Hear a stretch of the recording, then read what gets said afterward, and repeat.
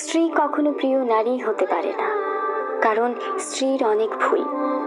বেশিরভাগ লোককেই যদি প্রশ্ন করা হয় আপনার জীবনের সবচেয়ে প্রিয় নারী কে, স্বভাবতই অনেকেই উত্তর দেন মা।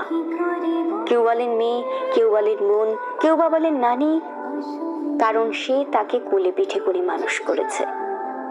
এমন অনেকগুলো সম্পর্কের কথাই উঠে আসে, খুব অবাক লাগে।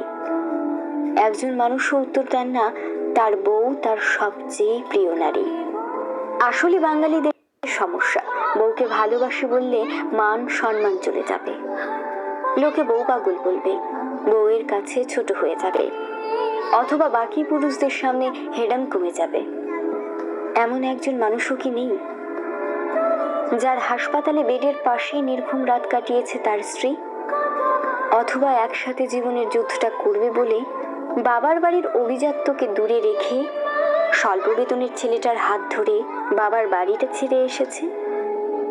শ্বশুর বাড়ির ঝাল তরকারি ভাত খেতে না পেরেও ফোনে বাবার বাড়িতে জানিয়েছে অনেক ভালো আছে।